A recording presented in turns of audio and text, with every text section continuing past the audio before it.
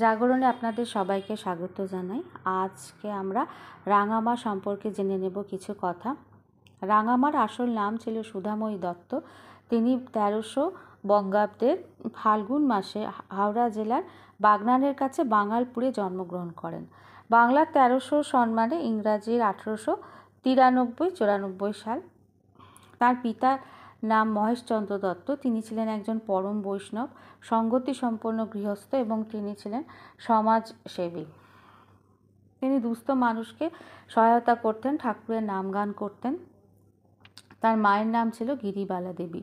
তো তিনি যেদিন জন্মগ্রহণ করেন সেদিন তার পিতা মহেশচন্দ্র দত্ত স্বপ্ন দেখেন যে এক সন্ন্যাসী তাকে বলছেন, তাড়াতাড়ি বাড়ি যা, আজ তোর ঘরে বিশেষ কেউ জন্ম নিচ্ছেন, তাকে ভালোভাবে যত্ন করে রাখিস। তো তার পিতা সে সময় কর্মোপলক্ষে বাইরে ছিলেন। তো তিনি বাড়ি গিয়ে দেখলেন যে ফুটফুটে এক কন্যা সন্তান জন্ম নিয়েছে। তো তার নাম রাখা হলো সুধাময়ী। আস্তে আস্তে বড় হতে থাকেন সুধাময়ী। তিনি যখন 5 বছরের তখন তারা অলৌকিক দর্শন হলো। তাদের বাড়ির গৃহদেবী হলেন মা দুর্গা, মা সিংহবাহিনী। তো একদিন সুধাময়ী ঠাকুর ঘরে গিয়ে মা দুর্গাকে এক ঘটি জল দিয়ে স্নান করিয়ে দিলেন। তার ছেলে মানুষ, তার ইচ্ছে হয়েছিল যে মাকে একটু স্নান করিয়ে দিতে। তো তিনি সঙ্গে সঙ্গে দেখলেন যে মা দুর্গা যেন জীবন্ত হয়ে উঠেছেন। তিনি আর মা দুর্গার মূর্তির জায়গায় স্বয়ং মা দুর্গাই বসে আছেন এবং সুধাময়ীকে তিনি জড়িয়ে ধরলেন, নিবিড়ভাবে আলিঙ্গন করলেন। তো তারপর সুধাময়ী দেবীর সেন্স চলে যায়, তার জ্ঞান চলে যায় এবং কিছুক্ষণ পর যখন জ্ঞান ফিরে আসে তিনি নিজের ঘরে গিয়ে বিছানায় গিয়ে শুয়ে পড়েন এবং শুয়ে সমাধিতে চলে যান।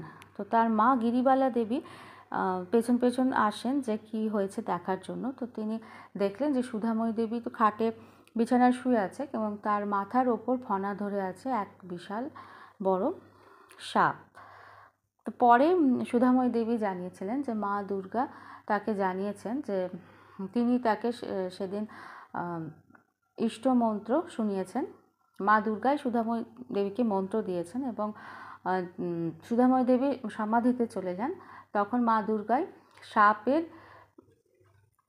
রূপ ধারণ করে সুধাময়ী দেবী শরীর ছুঁয়ে বসে থাকেন। এই সময় অন্য কেউ তাকে স্পর্শ করলে তার শরীর চলে যেত। তাই মা দুর্গা নিজেই এইভাবে সুধাময়ী দেবীর শরীর রক্ষা করেন। সুধাময়ী দেবীর সঙ্গে মা কালীও প্রতিদিন ভোরবেলায় ফুল তুলতেন একটি ছোট্ট মেয়ের রূপ ধরে। তো সেই মেয়েটিকে আর কেউ দেখতে পেত না সুধাময়ী দেবী ছাড়া। গিরিবালা দেবী চেষ্টা করতেন দেখার, কিন্তু দেখতে পারেননি। তো এখানে সুধাময়ী দেবীও বিয়ের পর যখন শ্বশুরবাড়িতে আসেন তাকে প্রচুর নির্যাতন সহ্য করতে হয়। তার স্বামী তার থেকে বয়সে অনেকটাই অনেকই বড় ছিলেন। তার স্বামীর বয়স 40 বছর আর সুধাময়ী দেবীর বয়স তখন 10 বছর, এরকম ডিফারেন্স। তো তার স্বামীর নাম ছিল শ্রী রামনাথ নাগ। তো রামনাথ নাগ সুধাময়ী দেবীকে দৈহিক নির্যাতনও করতো মাঝে মাঝে এবং তার যে ননদ ছিল সেই ননদও তাকে খুব কটু কথা শোনাতেন এবং অনেক সময় প্রহারও করতেন। একবার সুধাময়ী দেবীকে শরীরে আগুন দিয়ে পুড়িয়েও দিয়েছিল তারা। তার এই যে সমাধিটা সত্যিকারের নাকি অভিনয় তা দেখার জন্য। বা সুধাময়ী দেবীও কাজ করতে পারতেন না যখন ঠাকুরের নাম করতেন, ওই জন্য অনেক সময় তিনি সমাধিতে বা গভীর ধ্যানে চলে যেতেন। কাজে ভুল হতো, সামান্য কিছু ভুলভ্রান্তি দেখলেও তারা তাকে প্রহার করতেন। তো অনেক দিন সুধাময়ী দেবীকে এই যাতনা সহ্য করতে হয়েছিল। পরে আস্তে আস্তে সব ঠিক হয়। স্বপ্নাদেশ পেয়ে সুধাময়ী দেবীর স্বামী রামনাথ নাগ স্ত্রীর প্রতি কর্তব্য শুরু করেন এবং এই গৃহস্থ এই নির্যাতন বন্ধ করেন। তার শ্বশুরবাড়ি ছিল কালীঘাটে। তিনি প্রতিদিন ভোরবেলায় মায়ের মন্দিরে চলে আসতেন, একেবারে গর্ভগৃহে এসে মায়ের আরতি দেখতেন। 50 বছর টানা এমনভাবে উপস্থিত থাকতেন। তো তারাপীঠেও অনেকবার গেছেন তিনি। সেই সময় তারাপীঠে অনেক সাধু ছিলেন যারা অনেক শক্তিশালী সাধক ছিলেন যারা প্রত্যেকেই সুধাময়ী দেবীকে মনে করতেন যে স্বয়ং তারামাই মানব শরীর ধারণ করে এসেছেন। সুধাময়ী দেবীকে রাঙামা নাম দিয়েছিলেন তাঁর প্রথম শিষ্য সূর্যকুমার মুখোপাধ্যায়। সূর্যকুমারের মা দীর্ঘ 4 বছর পক্ষাঘাতে শয্যাশায়ী ছিলেন। রাঙামা তাকে কালীঘাটের মা কালী চরণামৃত খাইয়েছিলেন। তো সেই ভদ্রমহিলা সেই চরণামৃত খেয়ে সেরে যান। তিনি নিজেই হেঁটে মন্দিরে এসে মা কালীর পুজো দিয়ে যান।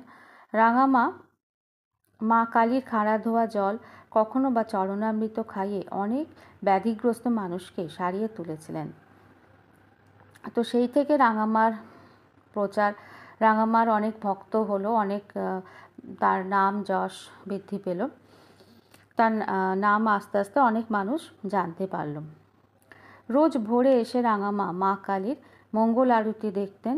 এই সময় খুব জঙ্গল ছিল চারিদিকে, তাও রাঙামা ভয় পেতেন না, ঠিক ভোরবেলা চলে আসতেন এবং ও সেই গর্ভগৃহে বসে তিনি খুব জপ করতেন, খুব করে মাকে ডাকতেন। তো একদিন তিনি এমনই এক ভোরে মায়ের মন্দিরে গর্ভগৃহে বসে ব্যাকুলভাবে মাকে ডাকছিলেন। হঠাৎ শুনতে পেলেন মায়ের বিগ্রহের পেছন দিক থেকে নারী কণ্ঠে কেউ যেন বলছে, যাই মা। পুরোহিতও শুনেছিলেন। তো তিনি রাঙামাকে বললেন, আপনার জন্যই আজ মায়ের কণ্ঠস্বর শুনতে পেলাম। এতদিন পুজো করছি, কোনো দিন এমন অভিজ্ঞতা হয়নি।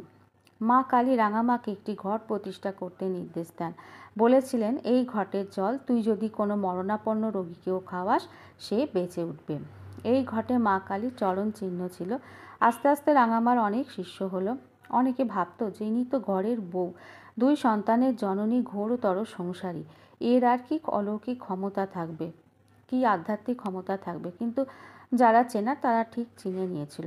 মা অনেক তীর্থ জায়গায় ঘুরেছেন, অনেক তীর্থে ঘুরেছেন, নবদ্বীপ, পুরী, কাশী, হরিদ্বার, বৃন্দাবন, মথুরা, কন্যাকুমারী, রাজস্থানেও গেছেন। তবে তারাপীঠে তিনি বারবার আসতেন। মায়ের বিগ্রহের সামনে বসলে সমাধিতে চলে যেতেন। একবার তিনি 15 দিন টানা সমাধিতে চলে গেছিলেন। কথিত আছে বা জনশ্রুতি আছে, রাঙামা বলেছিলেন যে তারা মা হরিনাম শুনতে খুব ভালোবাসেন, তাই তিনি শ্মশানবাসিনী হয়েছেন, নিয়মিত হরিনাম শুনতে পাবেন বলে। সেই সময়কার বিশিষ্ট একজন শক্তি সাধক ছিলেন নাপিত গোসাই। তিনি রোজ ভোগ রেঁধে তারামাকে সেই ভোগ নিবেদন করতেন। তো একদিন তার ভোগ রান্নার সময় রাঙামা নিজেই এসে নাপিত গোসাইকে বললেন, আমার বড় খিদে পেয়েছে, দুটো খেতে দাও দেখি।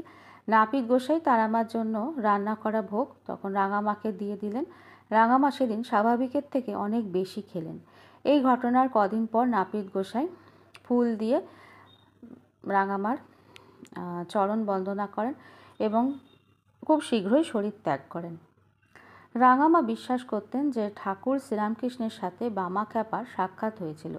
দুজন মহামানবের মধ্যে ভাবের বিনিময় হবেই, শরীরে দেখা না হলেও অন্তত সূক্ষ্ম দেহে হবেই। রাঙামা বিশ্বাস করতেন যে শ্রীরামকৃষ্ণদেব এবং বামাখ্যাপার সঙ্গে সাক্ষাৎ হয়েছিল, যদিও তাদের সেই সাক্ষাতের কথা কোথাও লিপিবদ্ধ নেই, কারণ মা বলেছিলেন যে তাদের সূক্ষ্ম দেহে সাক্ষাৎ হয়েছিল। সবসময় যে শরীরেই সাক্ষাৎ হতে হবে তার কোনো মানে নেই।